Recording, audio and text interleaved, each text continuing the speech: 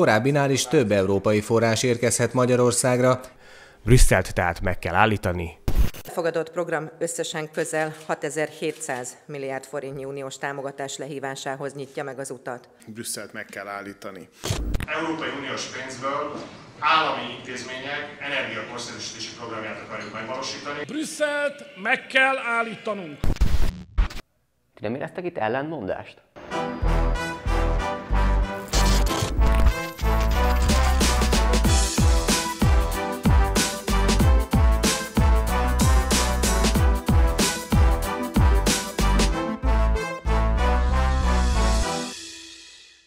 Sziasztok, én Tompos Márton vagyok, ez itt pedig az XYZ, a Momentum vlogja. Van itthon az a fura helyzet, hogy az EU tagság melletti elköteleződésünk sziklaszilárd, aztán mégis hagyjuk, hogy a kormány folyamatosan az Unió ellen kampányoljon. Ja nem, bocsi, az a javított verzió. Tehát. Meg hogy van az, hogy a miniszterelnök képes egyik nap ezt mondani?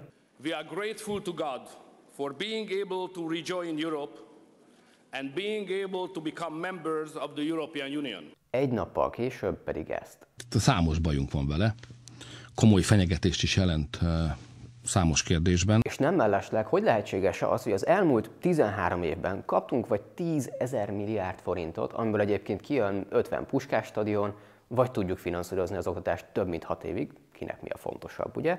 Szóval kaptunk egy rakás pénzt, és mégis itt tartunk. Magyarország a GDP alapján a 24., az egyfőre jutó fogyasztás az úgynevezett AIC szerint pedig a 25. a 28 tagállam rangsorában.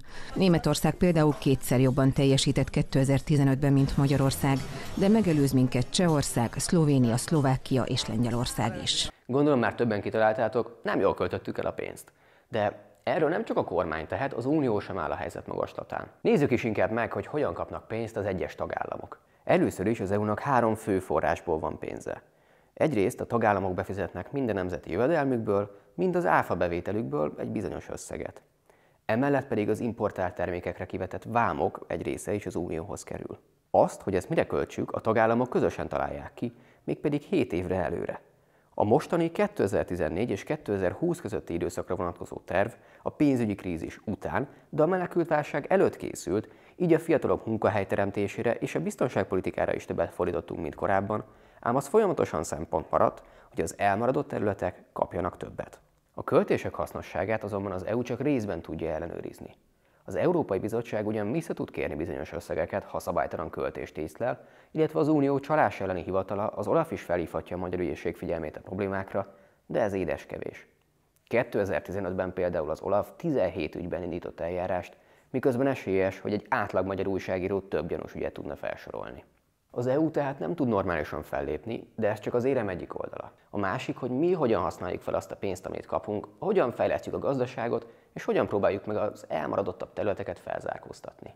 És itt van a probléma, mert általában kisvasútra, meg térkövezésre költünk, ráadásul olyan cégeken keresztül, akik ezektől a pénzektől függenek. Magyarul olyan haveri cégeket támogatunk, amelyek a piacon nem versenyképesek, olyan projekteken keresztül, amik aztán nem teremtenek igazán munkát. Így viszont nem csoda, hogy nem érezzük azt a hatalmas fejlődést, amit az Európai Uniós tagságtól eredetileg vártunk. A legabszurdabb viszont az, hogy pont azok, akik így költik el a pénzeket, és akik miatt nincsen fejlődés, mutogatnak az Unióra, hogy az mennyire ellenünk van. Azzal pedig, hogy ilyen mondatok hangzanak el. Azt gondolom, hogy ha ez az Európai Unió jövője, akkor tényleg érdemes lenne elgondolkodni azon, hogy hogyan kéne ebből szépen lassan, óvatosan neki átrálni. Vagy ilyenek. A probléma az, hogy Brüsszel diktatúrát épít. Diktatúrát épít, és diktatúrát épít, tisztelt hölgyeim és uraim. Szóval ezzel csak azt érik el, hogy az emberek fejében még kevésbé tudatosul az, hogy mi is ez az Unió, és mit kapunk mi a közösségtől. A kör pedig kezdődik előről. Adódik tehát a kérdés, hogy hogyan lehetne ebből kitörni. Először is egy hatékonyabb ellenőrzési rendszerre van szükségünk, ahhoz viszont egy független ügyészség kellene Magyarországra, és nem olyan, ahol a legfőbb ügyész közösen néz foci meccset a miniszterelnökkel.